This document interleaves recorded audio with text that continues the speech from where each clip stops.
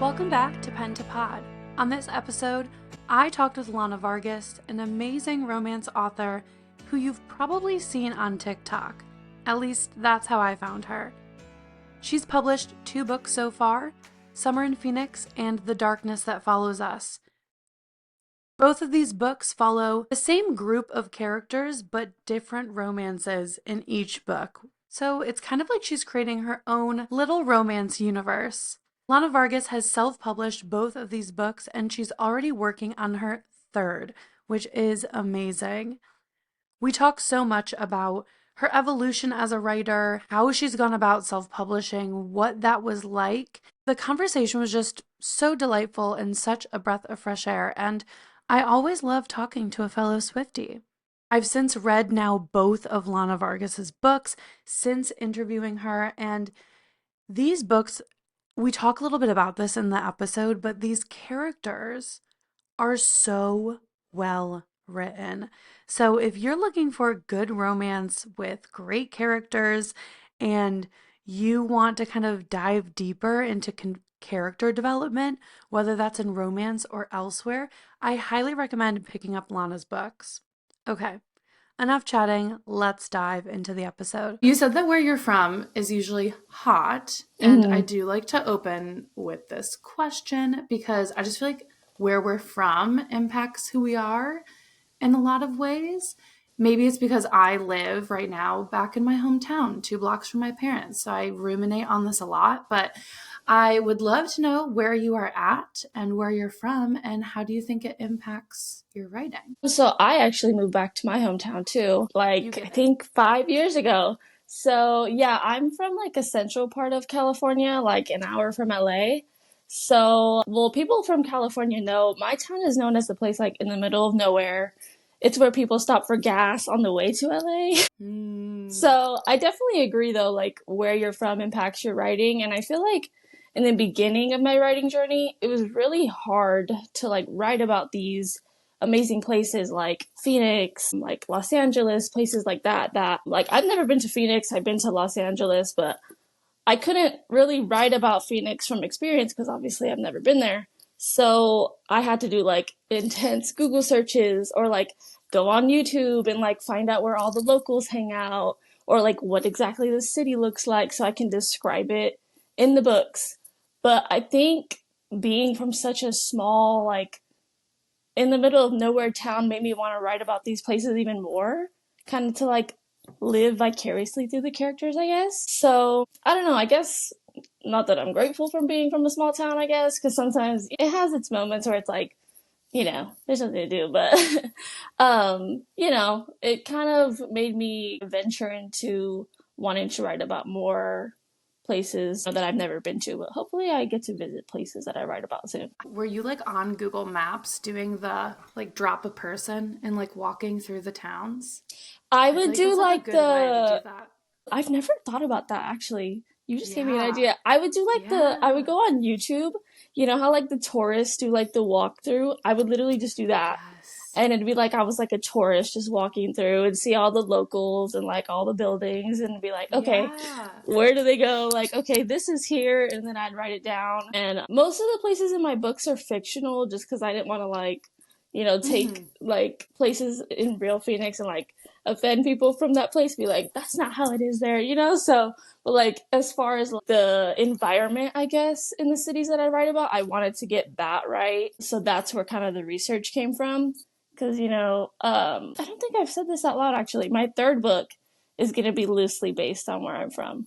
So I get to finally write about, something that I know from experience. So I don't have to do the Google searches then. I definitely agree that where you're from kind of impacts your writing in some way or shape or form. My cat is just going crazy in the back, so I'll be muted when you talk. But as you can see, here he is, my little demon man. But I definitely relate to that. And it's funny that you said you also moved back to your hometown 5 years ago. I moved back 6 years ago. Oh, no way. Yeah. And I love it. And it's strange at the same time. I'm sure you feel the same way because I think when you grow up and if you are able to leave your town at some point, you kind of imagine like, oh, I'm going to move to like these big, amazing cities and do all these cool things. And you see everyone do that post school, whatever that looks like. And then I moved back to my hometown and I was like, Yeah, well, crap. Like, did I just blow here up we my are. life? Like, Yes. but I am a firm believer that you can do all the cool, amazing, big city things in your small towns. I definitely agree. Like, I feel like when I moved back, I did have that moment where I was like, what am I doing? Like, I wasn't supposed to move back to my hometown. I got out. Like, that was the dream to get out. I wasn't supposed to come back. But I'm really close to my family. So Mm. being apart from them was really hard while I was going to school. I was willing to kind of sacrifice, being in a small town to be next to my family. And I still get to do what I love. I get to write books. I'm an hour away from LA, so I get to experience the city life, once in a while without the traffic. I don't have the traffic here Yeah. in my hometown. So, I was willing to make the sacrifice to be close to my family. And, like I said, I still get to do what I love. You got to weigh out your options sometimes. Yeah. Yeah. And I love that you're really close to your family. I relate to that too. I'm like 2 blocks from my parents, which Oh, I is love that. crazy, but I love it. So I relate. I relate. And I guess being back in your hometown, you said you're still able to do all the things you love, like writing these amazing books. Have you always identified as a writer, or was there like a time when you first knew, like, okay, I wanted to write? So I've always been like fascinated with books, but I think I was 10 when I started writing like short stories, poems, things like that. But I just kept it in my little journal. No one even knew I liked writing. Not my family, no one, because I was like super embarrassed. So it was more just like a secret hobby. I even had like a Wattpad phase that'll thankfully never see the light of day. I think I was like 12 or 13 actually, though, when I first thought of Summer Phoenix, which ended up being my debut novel. But it was the first story I ever mustered up in my head where I was like, well, this one feels different. And I was like, I could do something with this, but being that young, take it that seriously. And I was like, no one's going to want to read a book that a 13-year-old wrote. It just didn't happen back then. I think I was in like 6th grade or something. I don't know how old I was. Like, I don't know what grade I was in, but yeah, so I wrote a few chapters, forgot about it. But obviously, I didn't do anything with it until 10 years later. But it was always in the back of my head. I always wanted to be a writer, but it was just one of those things where I always thought it would just be nothing more than a hobby. I never thought I could turn it into a career until like 10 years later when I finally went into like the self-publishing route, when I found out that was a thing. I never knew that was a thing. I saw on your socials that you thought of Summer in Phoenix when you were 12, which Mm-hmm. is kind of an amazing story. I don't feel like every, author gets to have that story of having a book idea that has stayed with them for so long and like been such a big part of their writing journey that you actually get to take that to publishing, which is really, really cool. Thank you. Do you feel like the story changed at all, like from 12-year-old you to, debut Um, author you? the whole story, pretty much like the basis of the story changed, like as far as like the the plot, I guess you could say. The only thing that never changed, the two things, the title and the ending. Those are the two things that Wow. stayed consistent through the whole 10 years. I said if I ever write that book, those are the two things that are never going to change. The characters' names were completely different. I can't even tell you what there's probably like something from Twilight or something, knowing my age back then or something. But yeah, those are the only things that didn't change. I think I only wrote like 4 or 5 chapters, and then I kind of doubted myself being, 12, 13. So, but yeah, I don't even know what it would look like if I wrote it back then, if, solved the whole thing through. But I'm glad I waited because, obviously you grow as a writer as you get older, and I had more experiences by being 13 and being 22 when I published it. But I'm very grateful that 12-year-old me thought of it so I could have Mhm. those 10 years to kind of, I guess, muster up the courage to publish it. Yeah. And you said you had a Wattpad phase. which Unfortunately. I relate to. I also had a Wattpad phase. It's so funny because I feel like so many authors start in spaces like that online. And Hmm. it's funny to think of how many people we've already interacted with on those websites without realizing who Right? they were and how we'd interact with them decades later. Right? So funny. Was there a specific work that you were writing on Wattpad, or was it like these stories now, like Summer in Phoenix, or were you like a fan fiction girly? I was a fan fiction girly. Ooh, okay. Was it One Direction or something else? No, it was Ooh, something okay. else. Yes, I yes. don't What know if was I'm it? If ever you want gonna to have the share. courage to say it out loud. That's okay. You don't have to spill the tea. You don't have to spill the tea on this podcast. It's okay. You know, I get maybe it. it's finally time I let my truth out. It was a You Jonas should. Brothers fan fiction. Well, I'm obsessed with you. The Jonas You have the Brothers. exclusive. I've never said that out loud to Oh my anyone gosh. before. You've heard it here first. I'm obsessed with that. The Jonas Brothers. I was obsessed with them. I'm still obsessed with them. Me Yeah. too. I love that. I went to I their was concert in LA last year. Yes, I went to their most recent concert as well. It was like the week of my wedding, and I was like, I'm going to I love this. that. No one can stop me. Because I need to hear them sing from all of their albums. Thank Yes. you very much. It's Yep. amazing. I feel like fan fiction, though, as embarrassing as it is, like once you become an adult and you're like, oh my God, no one ever read this. Right. It is so helpful, though, to like develop those skills because you are able to take people who exist or characters who already exist. And it's really just like an exercise in letting your imagination run wild. And there's like no Definitely. wrong answers in fan fiction. I feel like everyone, I mean, there's definitely no wrong answers. People go to crazy paths in fan This fiction, is but true. it's a good exercise and just like allowing our imagination to run free and I don't know, grow that writing muscle. So that's cool that you're on Wattpad. I get it. I see I've you. never saw it that way. That's a really amazing way to look at it. Yeah. So we were, we were all just exercising our writer muscles, no matter how embarrassing they might have been. We were just kids, before the We didn't know. phones, before TikTok.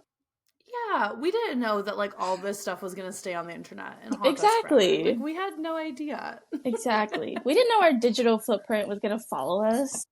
No, no, I didn't even know what that was. I was just Exactly. posting freely. So I love that it seems like you've always identified as a writer, and you said like books have always been important in your life then. So you write primarily romance. Is that your Mhm. go-to genre then for reading? Yeah, I'm a romance Mhm. girly through and through. Once in a while, I'll kind of dabble in like fantasy, but yeah, I'm a romance girly. I feel like I hardly ever kind of go out of the genre. Like my sister tries and gets me to read like her sci-fi books, like Yeah. her Stephen King. I'm like, I'll watch his movies, but I don't know if I'm into his books. Do you have books right now that you feel like have kind of like defined you or defined your writing? Like you read and you're like, oh my gosh, this changes everything for me. Not like as an adult, I feel like. But I know as like a kid, I feel like this is gonna sound so fangirl, but I feel like it's so on brand for what we've been talking about. The books that like got me to love romance as a genre as like a whole was like Twilight and the Summer I Turned Pretty series. Those Mm. books, after I read those books in fifth grade, I could not put a book down to save my life. And I feel like those books, I feel like kind of got my brain flowing with ideas and maybe even got my ideas flowing for Summer and Phoenix, like with the whole romance, especially like Summer I Turned Pretty. I feel like, because, like I didn't write Mhm. about vampires or anything, but Twilight, it was, it was a time. But Summer I Turned Pretty, I feel like was mostly the first series I ever wrote. I mean, that I ever read where I was like, this feels like it could what is it? What do people say? Altered my brain chemistry, I feel like. Yes. What do the kids say these days? Altered my brain chemistry. I Yes. felt so old when I Yes. just said that. And I'm older than you, so don't make me feel ancient on this podcast. I think Twilight altered a lot of our brain chemistries For in sure. that era of life. Yeah. I was hiding under my blankets with my flashlight trying to finish all the Hmm. books. And so, like, reading Twilight and The Summer I Turned Pretty series, which probably then getting it turned into a TV show was big news for you then. For sure. When I was the first in line at the midnight premieres for all the Twilight movies. And then when the Summer I Turned Pretty series came out, I was midnight watching it. And it just felt like when I was watching the Summer I Turned Pretty, I felt like a kid again. I was in Mm-hmm. fifth grade reading those books all over again. You know, all those, what, like, came out in like 2009, I think. Yeah. So I read it when it first came out. So seeing it turn it into a series, it was like a full circle moment. And then I think seeing it being turned into a series, I think kind of motivated me to like be like, maybe my books can be turned into a series one day or like a movie. You know, like it just had that like kind of Yeah. motivation, like, you know, felt like a full circle moment. Like I read these books as a kid and now I'm watching it as a series. Maybe a book that I thought of as a kid can be turned into a series one day. I don't know. I had like a moment. Yeah, I really like that. And it is inspiring and it is nice to see. I feel like a lot of books lately have been getting, some movie and TV rights, which Yeah. is really cool to see for writers who do dream of their books becoming something into like a franchise of just Yeah. movies and TV shows, like seeing it come to life. So I get that. That's really, really cool. Yeah. What do you feel like draws you then to romance? I mean, like romance right now in the last couple of years is having its moment. I feel like romance is blowing up, but romance has always been there. So Yeah. I'd love to know like what draws you to reading romance but also writing romance. I love how in romance, like anyone can get their great love story. You know, it's like there's no limits when it comes to romance. Like you can have like in books, like a morally gray man fall for like a sunshine character, or two people who hate each other can gradually start to fall for each other, or you can even like push the boundary a little bit and have 100-year-old vampire fall for a human girl.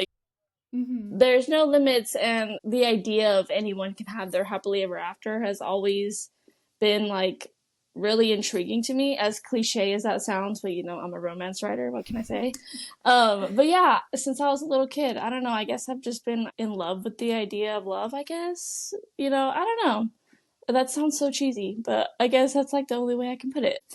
No, it's not cheesy at all. I mean, I think that is why people read romance. They do want to see the happily ever afters Yeah.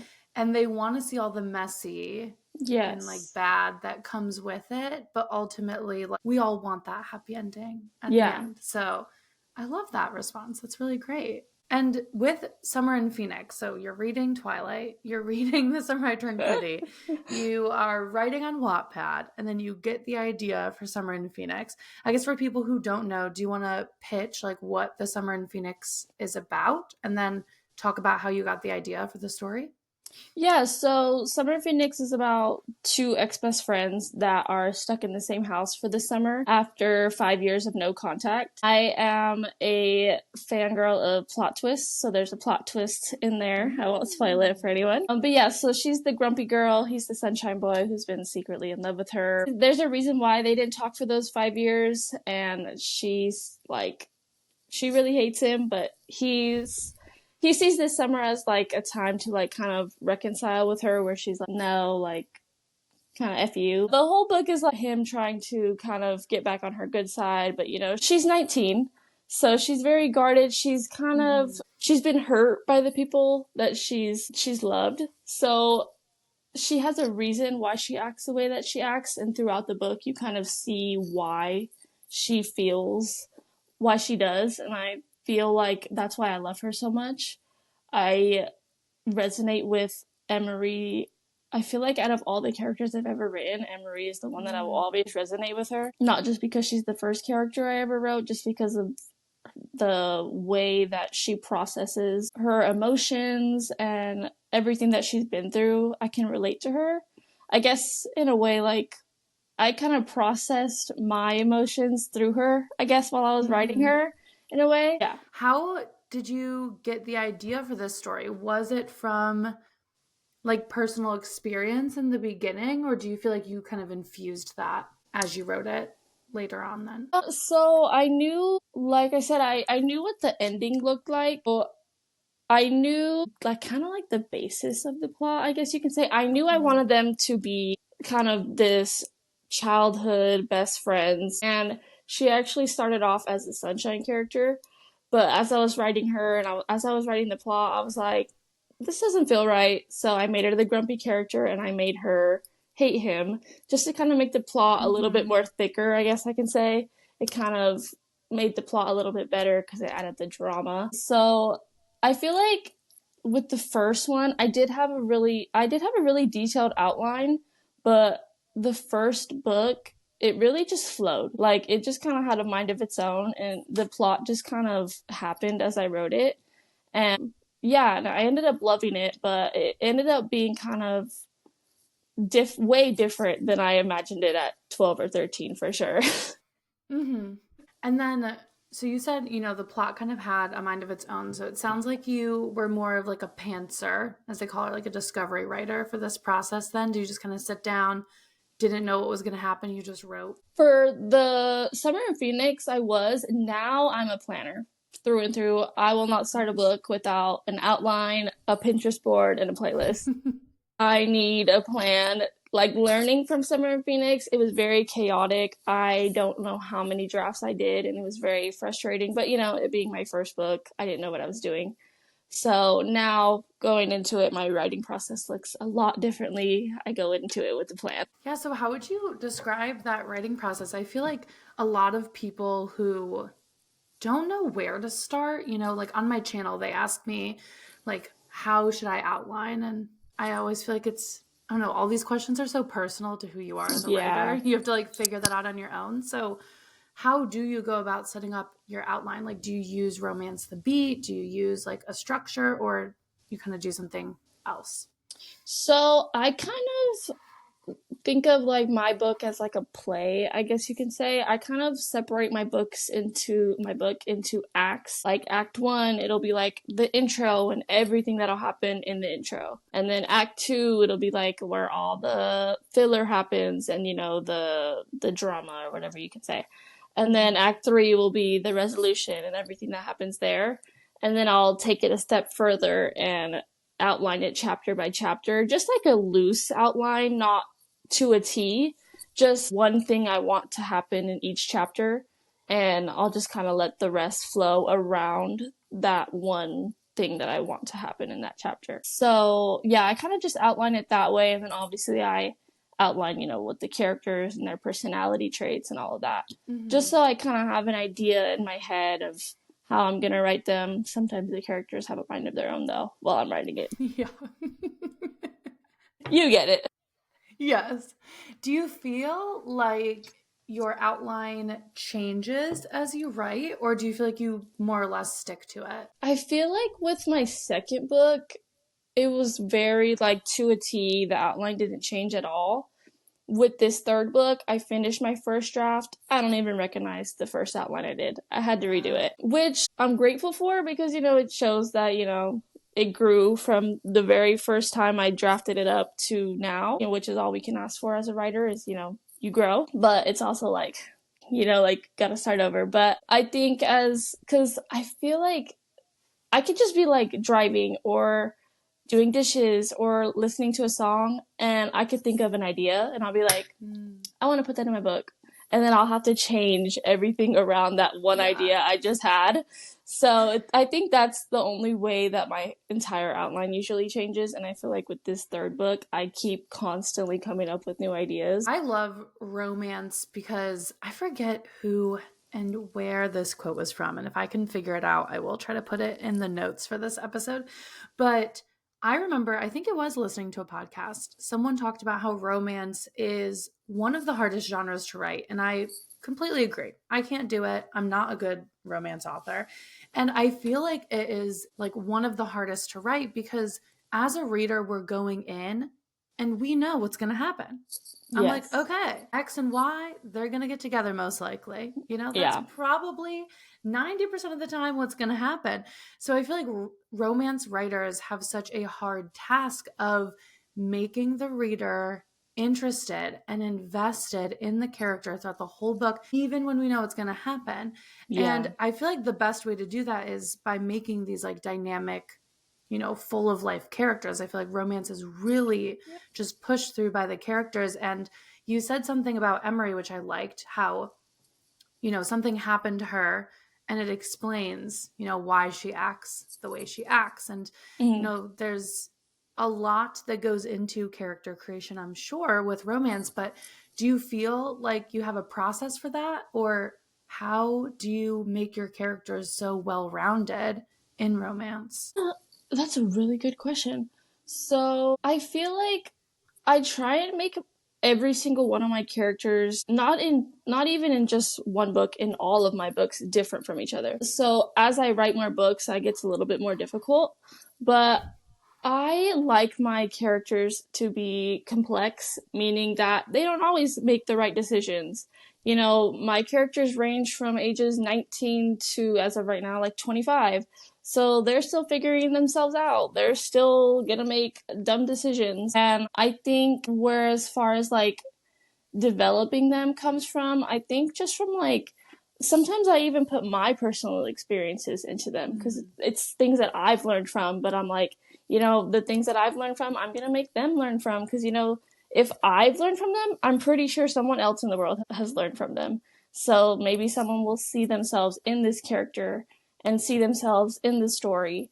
So, and I kind of just build from that. I kind of just give them different personalities. Like, Emery was the grumpy, Elliot was the sunshine, which you don't really see. It's usually the other way around. And, you have the side characters that, usually side characters are like the comedic relief, but I like my side characters to be like more like in Summer and Phoenix, Kat was more the friend that you go to when you need like a shoulder to cry on because we all need that kind of friend. So I guess like to answer your question, like from my personal experience, I guess that's where the characters come from. Kind of like, what do I want my friends to look like? What do I want my inner circle to look like?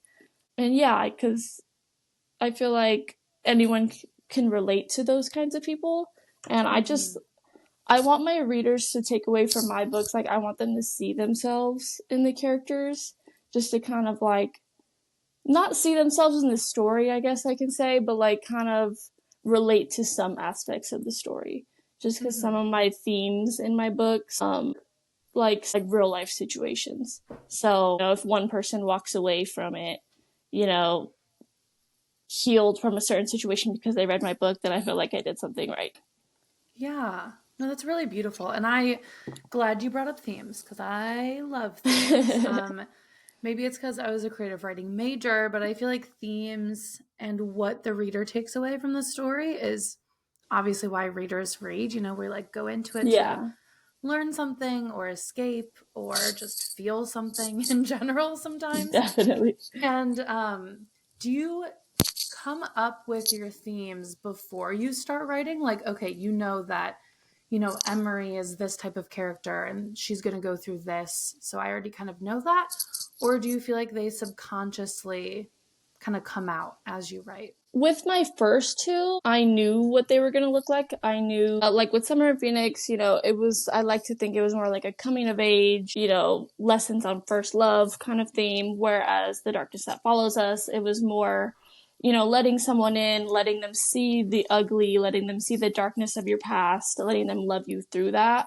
That one was more like a new adult, because they were a little bit older than the characters in Summer and Phoenix. So I knew what those books were going to look like, and I'm really glad I went that route. But with this new series I'm writing, no idea what those themes are going to look like. I was like, I have no idea.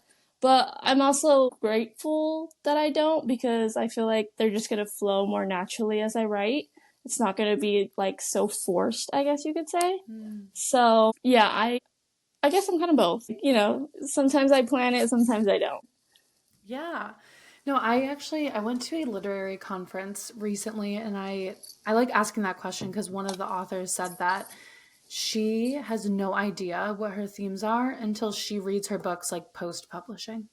She'll like read them Really? and then she'll be like, "Oh, wow, I said something like profound here. Like I think this is the theme." And I was I like, love "That's that though. amazing. I love that she can do that." It just So I happens so love knowing. naturally. She's that Yeah. good. Yeah, that's really exciting. And so you said so summer in Phoenix. Like, is that taking place in Phoenix then? Is that when we did like the Phoenix Yeah. Hmm. exploration? And then the darkness Yeah. that follows us is in a made up place?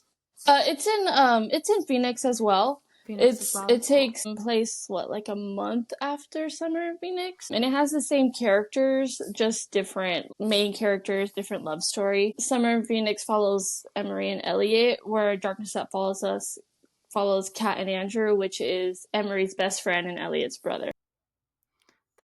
So I really loved writing them as side characters. So I was like, let me just give them their own book. Might as well. And that's really when you're able to create like a universe. Like I don't know if you've Yeah. read like the Magnolia Parks I universe haven't. I want books. to read those books My though. gosh. They're on my I, TBR. you know, I never thought I'd like them. I had a friend who read them and they're like, you have to read them. And I was like, I don't know. Like the characters seem like super toxic and I feel like I'm just gonna get annoyed with the characters. Guess what? They are super toxic and I'm in love with every single one of them. A little And toxic never hurt anyone.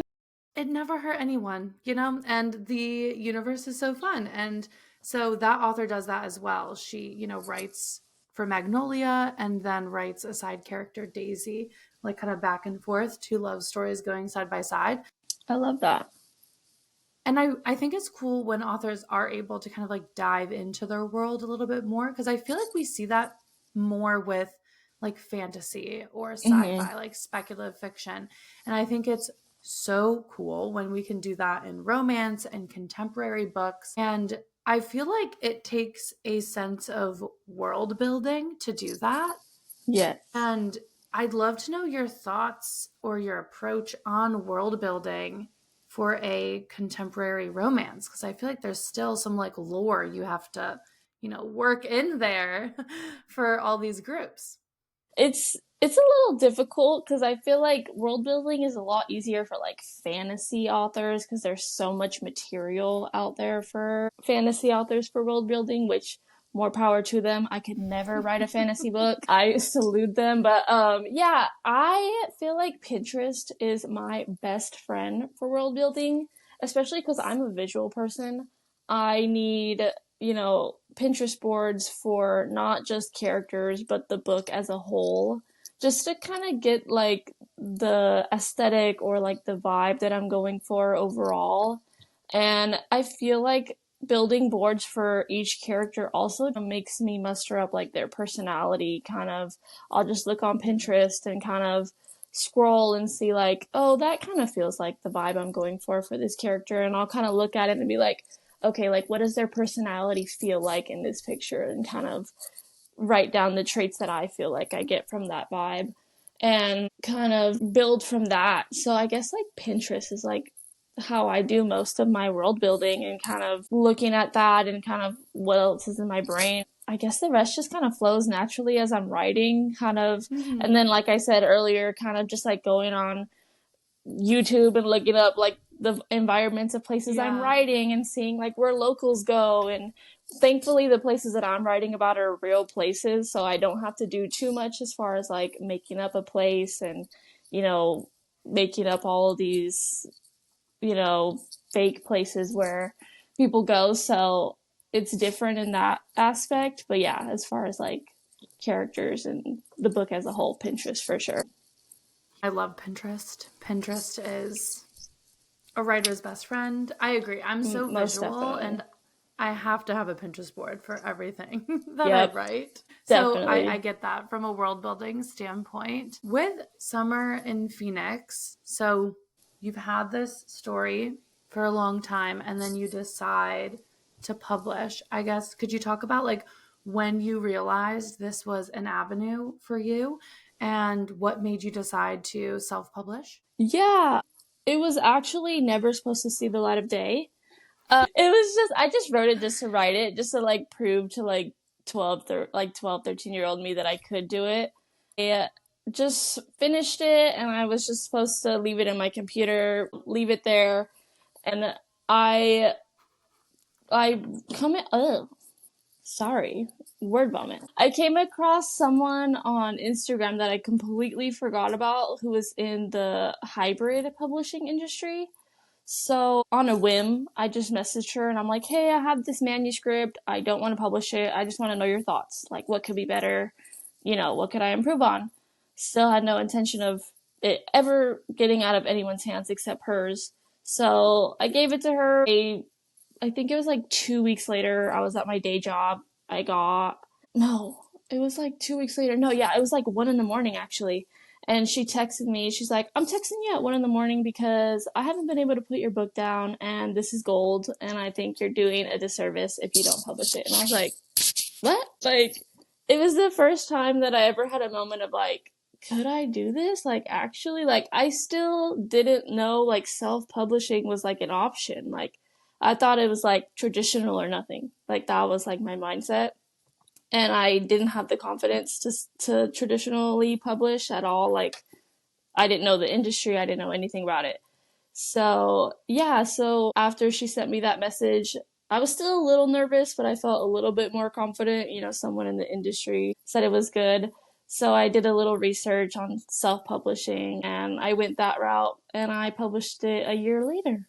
And the rest is history. That's awesome. And that's really great that you did get like eyes on it, because I think, having eyes on your story, I'm sure is super important before it Yeah. kind of gets to that stage. But to have it when you were like, this is never going to see the light of day. I just would love to know your thoughts, but someone actually be like, this is amazing, is so great for that confidence boost. Yeah. And then we would have never gotten your amazing work, which is awesome, because I do think there is something that every writer goes through, is like big waves of self-doubt, because we are doing this solo for the most part. Like, you're in front of a Yes. computer or a notebook just writing, and there is a lot of waves of like, wait, is this even good, or am I just wasting Yes. all this time? So do you have like those waves of self-doubt, and do you have any advice for newer writers who are trying to like overcome those to kind of get to the next step? I have a lot of those waves, actually. Same. I thought it would honestly go away the more books I wrote, but no, it does not. So I guess the way that I handle it is like I just know that it's all in my head. And I know that what I'm writing is the best that I can do at that time. And, that's all you can ask for. I guess, advice that I would give to like new writers who are feeling the same way is definitely don't play the compare game. It's so easy to get in your head and compare to other writers who are in different areas of their career than you, and it's so easy to be like, well, why am I there? Why am I not there yet? Why am I not getting these opportunities? But I think it's so important to realize that everyone has their journey, and I think it's important to experience every step of that journey and to appreciate it, because eventually, we're all going to get up there. But I'm a firm believer that we should appreciate, the time when we're down here and we can take our time writing our books and we're not on a strict deadline. We're not, having all these eyes on us and, critiquing everything that we're doing. Yeah. I appreciate being the little guy for right now. I'll have my time at the top, but for right now, I enjoy being right here. So you decide to self-publish Summer in Phoenix. You realize this is gold, this is amazing, have to get it out there, but you know nothing about self-publishing at that moment. How did you fill that gap? Like, where did you go to learn all about it? I feel like there's so many things to kind of have to become an expert Yeah. in to It was self-publish. it was so overwhelming at first because there's so much information being tossed around. It's like, what do I do? Everyone's saying something different. What do I do? So I honestly just like went on Google. I was like, okay, what are the basic steps that you need to self-publish a book? And I got ISBN number, copyright, cover design, things like that. I said, okay, I have the basic things that I need. So I just started researching like freelance cover designers, formatters, things like that. And I started with that. And then I started looking into like, where do I get an ISBN number, copyright, things like that. and I kind of just wrote everything down as I went so I would remember for later. And so now that I've published 2 books going on 3, I have, my routine of self-publishing. But Mm-hmm. with my first one, it was rough. I cannot tell you how many mistakes I made, like how many fees I had to pay because I was late on something. It was crazy, but it's a learning process, especially with self-publishing. Yeah. There's so much to learn, and I feel like even with almost 3 books, I'm still learning things with self-publishing. So I feel like anyone who's going into self-publishing, definitely do your research. Yeah.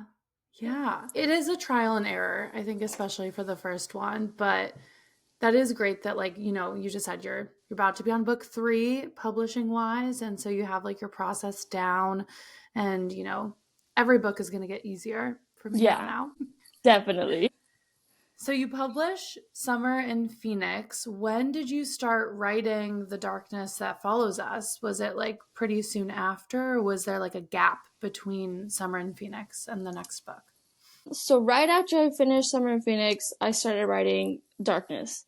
And while I was publishing Summer in Phoenix, I was still writing The Darkness That Follows Us. Right after Summer in Phoenix published a year later, I was so burnt out, I didn't touch my computer for about 8 or 9 months.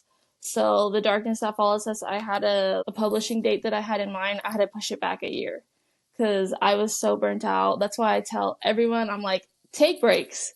Do Yeah.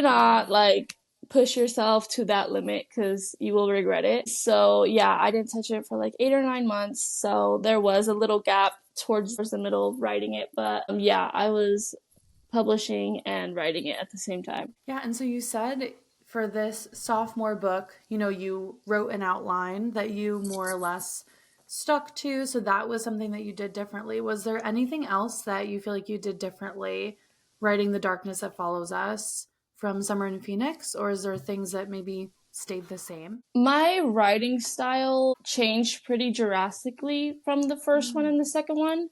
I feel like with my first one, I was still finding it, which is normal, obviously, with your first one. I feel like I found it with my second one. So I went into my second one feeling a little bit more confident with my writing. So that was definitely different. People who read it definitely, like my beta readers, the first thing they said was, yeah, I can definitely see it. Like your writing style has changed. Like I can see the growth.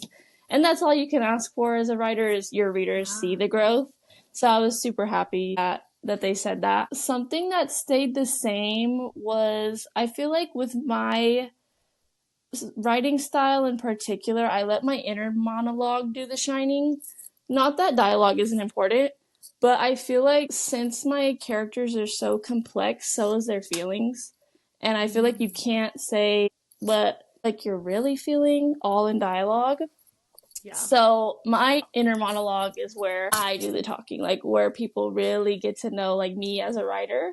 So I feel like Summer in Phoenix and The Darkness That Follows Us, they have that in common, where that's where you really get to know the characters, is like why they act the way they act, why they did that stupid thing, their inner monologue is gonna explain why. So I feel like Mm-hmm. that's where they kind of meet in the middle. Yeah, I really like that because I personally hate dialogue. It's like the bane of my existence. So Same. I feel that. I do a lot of their talking through like the inner monologue, the interiority. I don't know what it is about dialogue that my first draft dialogues sound ridiculous. They Me sound too. ridiculous. They sound so robot-y. I'm like, what is this? Yeah. Do you have any tips or tricks for dialogue for anyone? Or are you like, no? This book honestly helped me very much. Ooh. The Romance Writer's Oh, Phrase love book, that. this helped me a lot with Yeah. my dialogue because it has like writing tags, like especially with like descriptive writing as far as like fitting in like your dialogue. It helped me a lot. That's really great. Is there any other like resources you feel like has helped you then in this like process of writing, that book or any others? This book, I don't have it on me. It's somewhere on here. The Emotional Thesaurus. I also have that Yes. book. Love that one. That one is where I also like where my inner monologue. Sometimes when I get stuck, I'm like, okay, I know what I want to say, but how do I get the words? That's where I kind of look to Mm-hmm. that book. That one. Also, like books in my genre. I like look to them for like inspiration, like as far as like not as far as like the writing style, but I guess like the characters and like, how like the world building. Sometimes I get inspired off those books. Yeah, so I kind of just look to like other authors for inspiration as well. Yeah, I relate to that. I definitely am a critical reader. I, of course, read for fun, but then when I'm like in drafting mode, I try to pick up books like similar to my book that I'm writing, and I'm Yeah. reading it with like a writer's lens of like, okay, what do I like? What do I Yes. not like? So, yeah, love to hear that.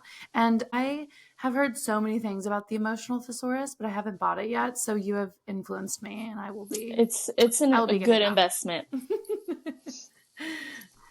So with this, you self-published Summer in Phoenix, you have The Darkness That Follows Us, and now with this new book, I saw on your socials that you're starting like a whole new group of people in a Hmm. whole new place.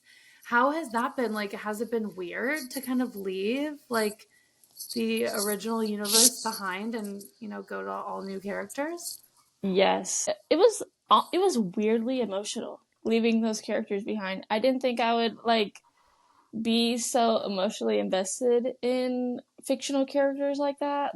I don't know, like I get invested in like fictional characters like on TV or like in my Hmm. shows, but as far as books, I don't really get like that. I guess it makes sense because it's like I created the characters. Yeah.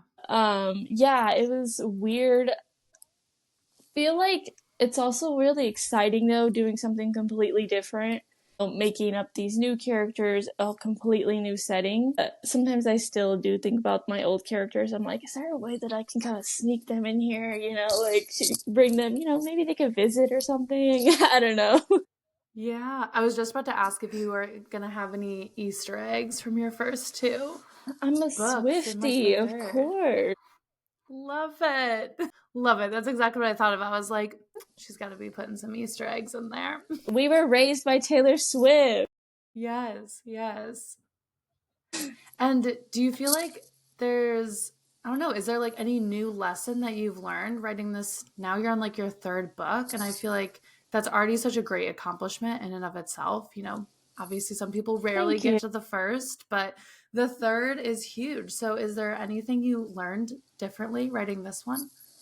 I've definitely learned to be easier on myself in the first draft. Nice. I feel like with my first and my second one, I've like tried to like write a chapter, I'll go back and edit it, and then I'll like look over and I'll be like, this is so bad. And then I'll like get in my head and be like, what am I doing? But with this one especially, I'm just word vomiting it. I'm like, I know the first Mm, draft is going to be bad. We're just moving past it. I'm going to fix it up in the second draft. I know it's not the greatest, but I know with the final draft, I always pull it together. I know this is not my first rodeo, so I know I'm gonna, my brain is gonna do something with it by the time it's ready for publishing. So I feel like I know myself enough to know that it might not be where I want it right now, but eventually I will get it there. So I guess I'm learning to just trust myself a little bit more. yeah, that's really great. I think that is a hard lesson that every writer has to learn. I think I'm still learning it with like the Yeah, first it's drafts, hard. but we can fix it in post and Yep, everything's okay. And no one's going to see this. So, exactly. No one's gonna see it. So yeah. Do you have a editing process then that you kind of have figured out over these last couple of books of like, okay, I have draft one. Now I know how I kind of want to approach revising. usually I butcher my first draft like there's no tomorrow because it's just word vomit.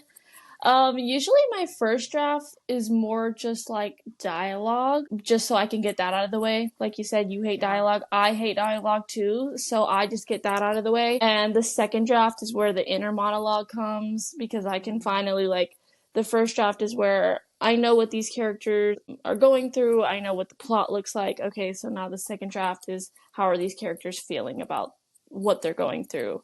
How the plot's moving along, what are they thinking about? So that's what the second draft looks like. And then the third draft is where I finally start I don't like this scene here, let me move it here. And, then my editor gets it and then she does her thing. So yeah, that's how kind of like how the process goes. But that first draft, it gets butchered.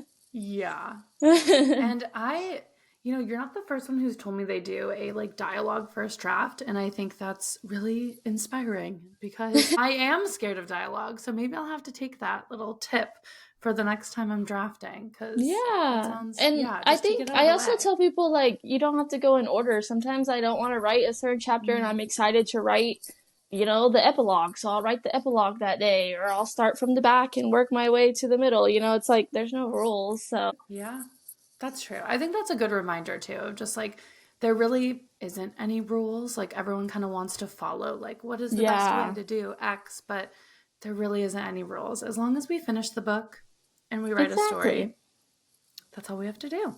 Exactly. And I do have like a burning question because you mentioned it where when you outline, you put like act two is like the filler, the drama. How do you come up with your drama subplots?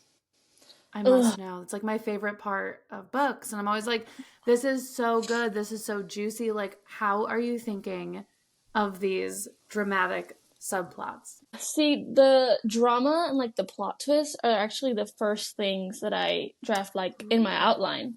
And I base like everything else like of around it, I guess you can say.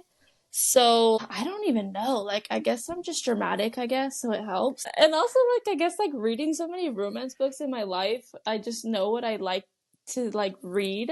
So I kind of just take, what I like and I know what other people like.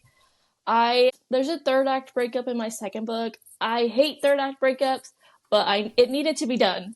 It needed for the Mm-hmm. drama and the tea, but it wasn't like a bad third act breakup. It was like, it was a necessary one, but it was like respectful. But I did it in Yeah. a way where like it was like not in like a dang it, but but usually there's not third act breakups in my book because that was like a one time thing. Usually it's like I try and be a little bit different with my drama. I try and like throw readers off kind of off track. Like you mentioned earlier, readers kind of go into it kind of already knowing what to expect. So I kind of like to throw them off where they're like, that wasn't supposed to happen. Like, what? And like in Summer in Yeah. Phoenix, like people were like, what, like in the middle of the book, like what did you do? So I'm kind of glad that that happened, like with my debut. Like I kind of left people with that imprint, like what is she gonna do next with her next book, like. Yeah. And so, you have a really good like community and readership, it feels like, just from following you on socials. I said before, I found you on Instagram, but you've had a lot of success on TikTok. And I'd love to know like what made you get started with TikTok? Was it just like, okay, I have this book coming out, I should start posting content about it? Or was there, a different element to that? At first I was just posting about Summer in Phoenix. I think I started like 2 years ago, and I didn't like how my page was like constantly just like, hey, here's my book, I wrote a book, please read it. It just felt kind of like, I don't know how to explain it, like I just felt like a marketing machine. And like, not that that's not Mm. bad, but I just wanted a little bit more out of my page. So it kind of started with someone asking me a question on how I self published.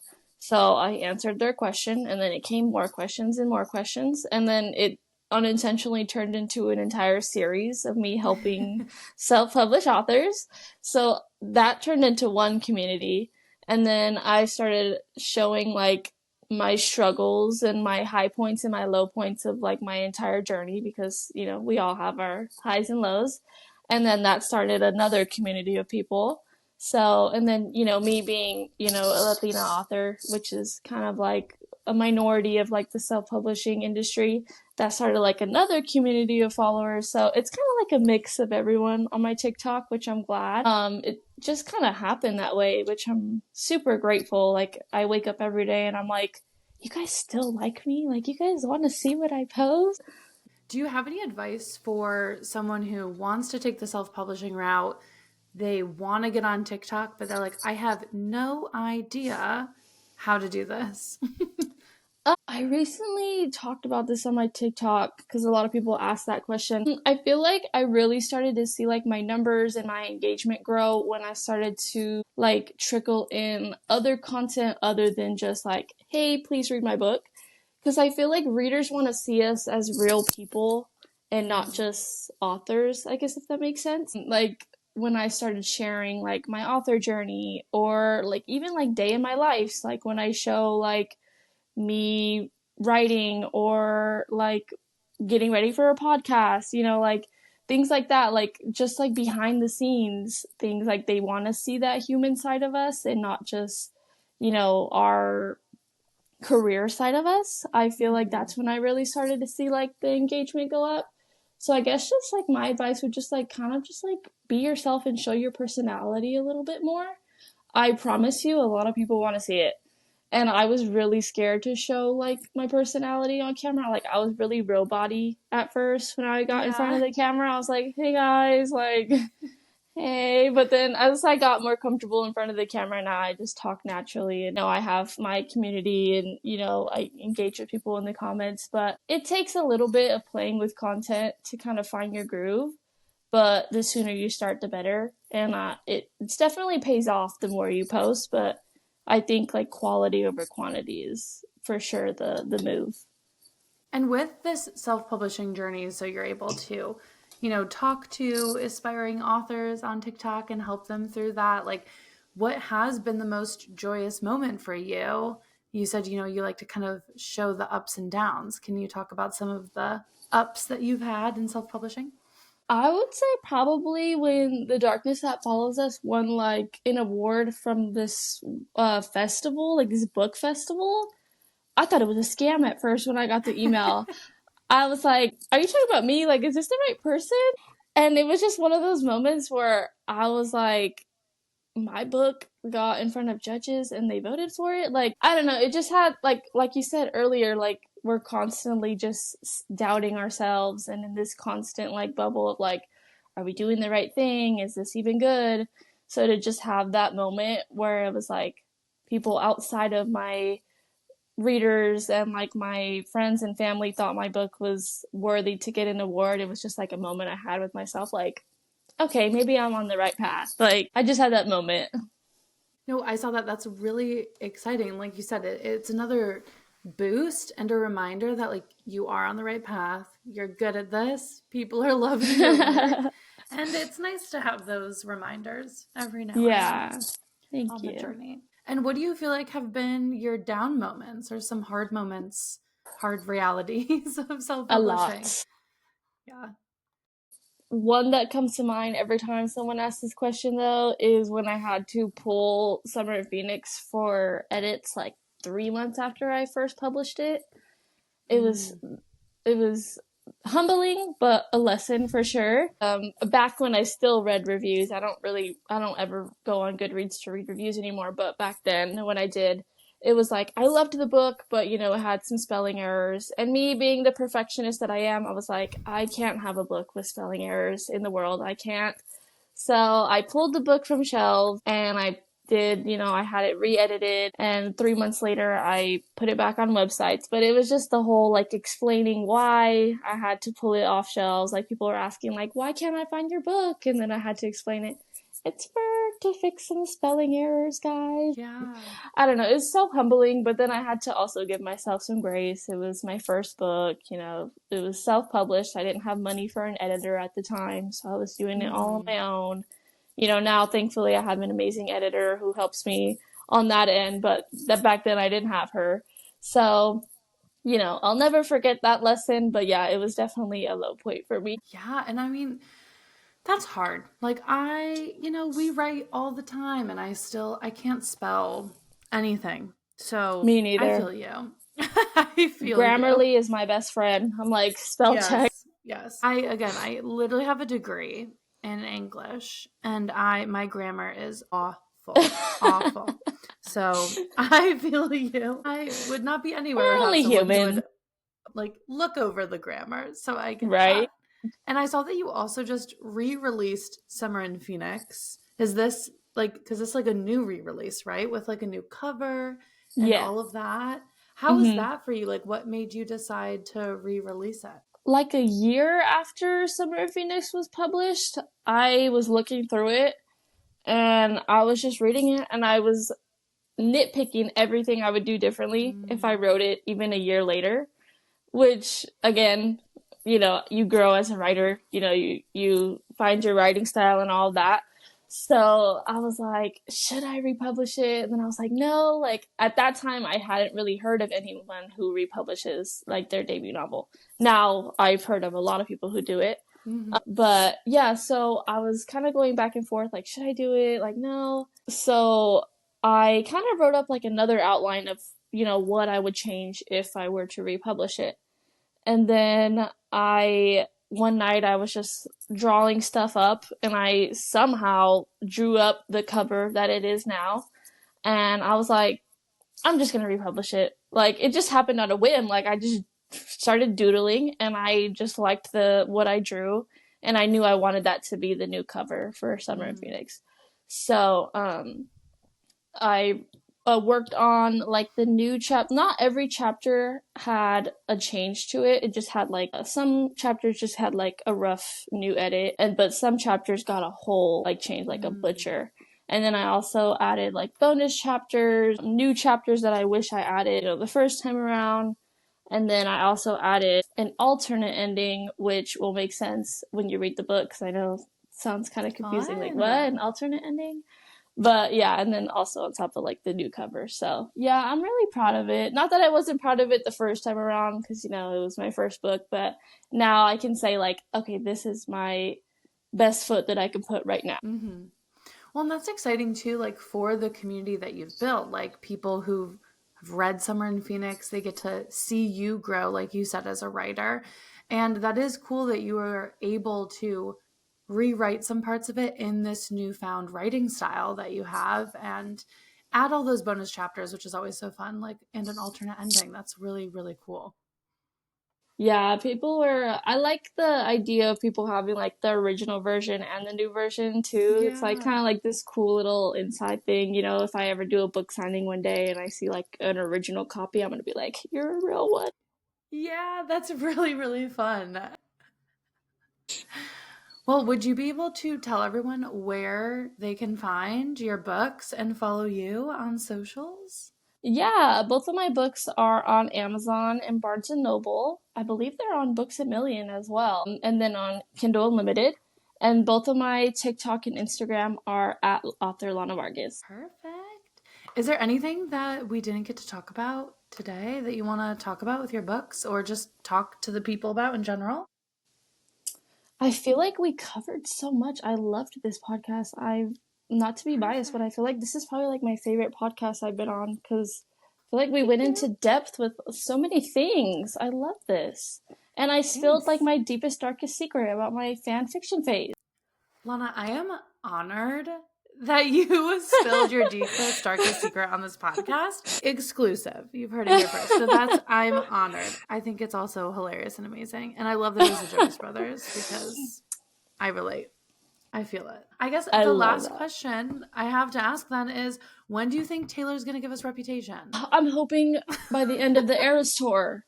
I'm hoping that's like the key, people are saying, like the key to the Reputation ball or whatever. Yeah. I'm like, please just give it to me. But okay, I'm more of like a debut girly though.